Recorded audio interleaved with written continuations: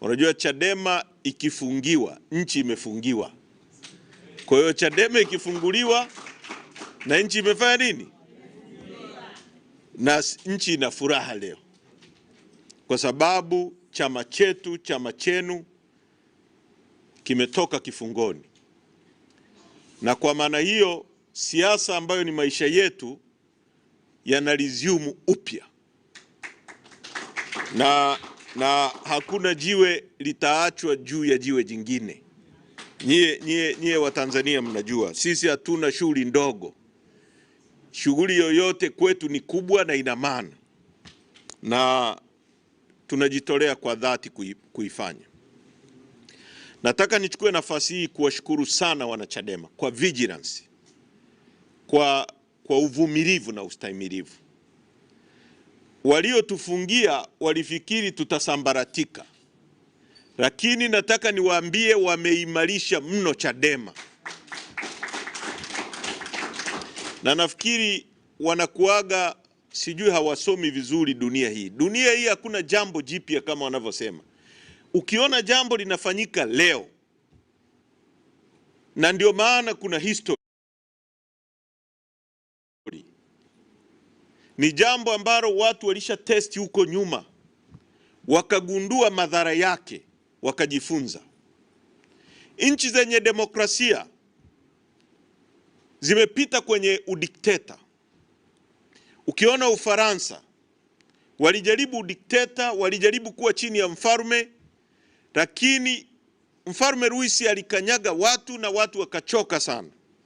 Kwa hiyo ikafika sehemu wakakataa kabisa na wakaondoa ufalme. Sasa kwenye mambo haya hakuna jambo jipya. Mambo yote ni mambo yanayojirudia. Kwa hiyo hii safari ya Chadema sio kwamba Chadema ndio ya kwanza kupitishwa hapa.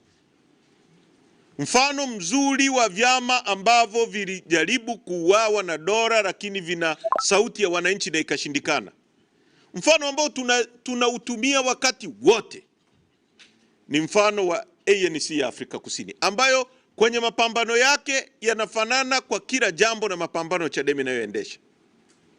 ANC ilifutwa hatimaye na makaburu wa Afrika Kusini, wazungu. Rais wa ANC wakati ule au kiongozi wao akakamatwa, wengine wakakimbia nje ya nchi. Lakini ANC haikufutika kwenye mioyo ya watu. Chadema inabeba agenda ya kubadilisha nchi hii. Chadema inabeba agenda ya afya bora kwa watu.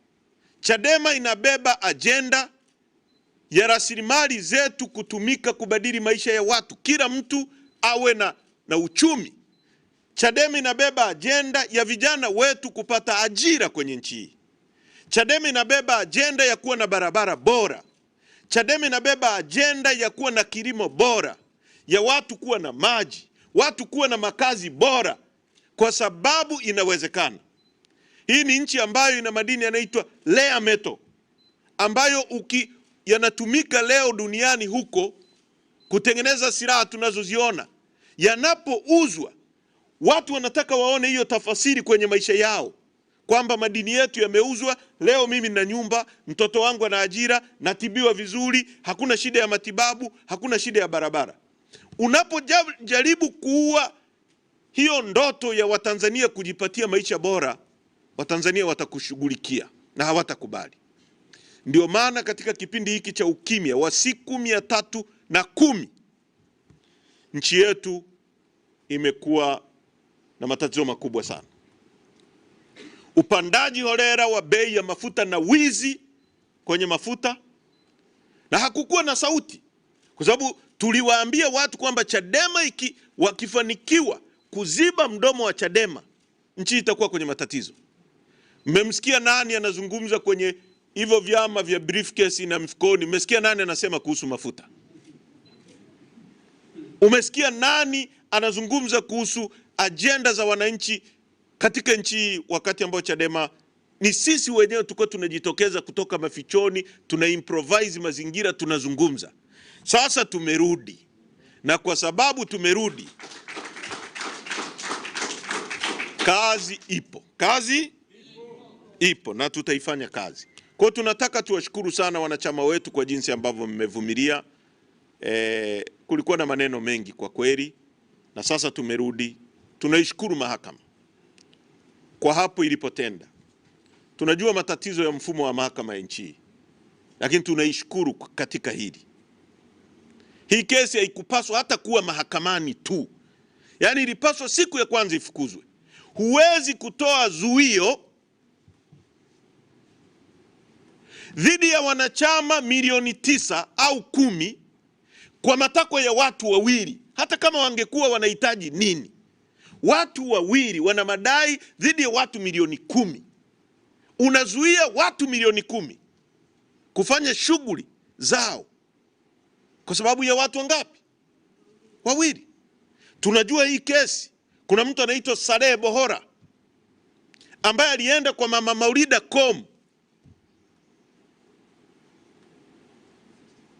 na Sisti Nyahoza, msajili msaidizi wa vyama, ndio wenye kesi hii. Na ndio maana kesi ya Chadema, kama alivyosema katibu mkuu, siku hiyo hiyo ya tarehe 9 anakamatwa mwenyekiti wa chama, siku hiyo hiyo Chadema inafunguliwa kesi. Hakuna coincidence ya namna hiyo, hakuna tukio la namna hiyo. Ni kama matamko mnayoyasikia, siku hiyo yanasema kiongozi wa dini fulani, na siku hiyo hiyo kiongozi wa dini fulani anasema matamko yanayofanana. Hawa watu ukiwa na akili tu ya kuvukia barabara unajiuliza, walilala pamoja? Walikubaliana kwenda kusema hilo jambo? Kwa sababu hakuna coincidence ya namna hiyo duniani, sio? Kwa ndugu zangu,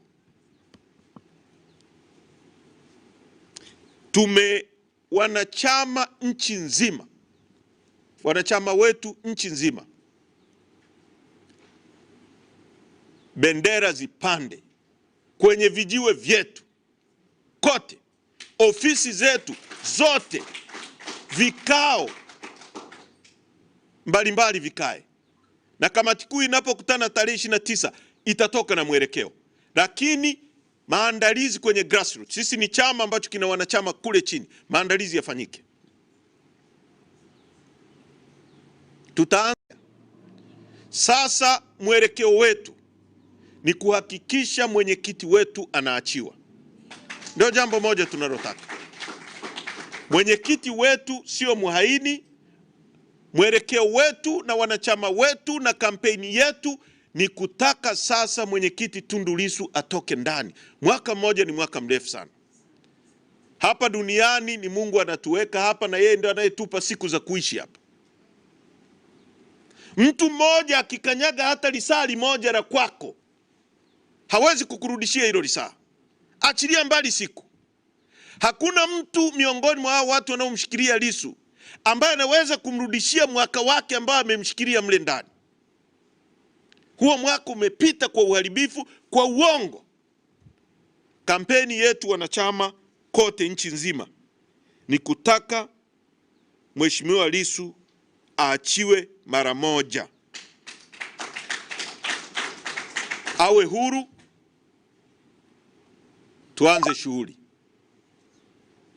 tuanze shughuli yetu. Na sisi kama tulivyosema, hatuna jambo dogo. Kwa leo ni siku ya furaha. Once again tumerudi hapa, nilipamisi sana humu ndani. Kwa tunakaa huko mtaani tunajirekodi. Tunashukuru teknolojia, kwa sababu bila teknolojia tusingesikika katika siku zote hizo. Lakini kwa sasa dunia ilipo, hata vyombo vya habari huwa na waasa, msipokava ukweli. Dunia ya sasa sio ya kudanganya. Unaweza kukaa chumbani kwako na simu na ukarekodi kitu, baada ya nusu saa kiko kila sehemu duniani. Tunaelewana vizuri? Kwa hiyo hakuna uongo. Ndio maana Chadema tumeendelea kusustain hali hii. Tulikuwa kwenye mbinyo mkubwa sana, maumivu, watu wetu wamepigwa, wameumizwa, na hakukuwa na sababu ya kufanya hayo. Tunashukuru kwa sababu leo ni siku ya furaha. Tunashukuru wale ambao mmeweza kusikia na kwa haraka mmekuja ofisini. Tutazungumza zaidi baada ya kamati kuu, ndio tutasema sasa hatua gani na gani tunachukua kwa kwenda mbele huko. Lakini muamini kwamba kama tulivyosema, hatupigi magoti, haturudi nyuma, hatusujudu binadamu, tunasonga mbele kubadilisha nchi. Mungu ibariki Chadema, Mungu ibariki Tanzania. Asanteni kwa kuja kutusikiliza, na tuko tayari hata kwa maswali, lakini yawe confined hapa.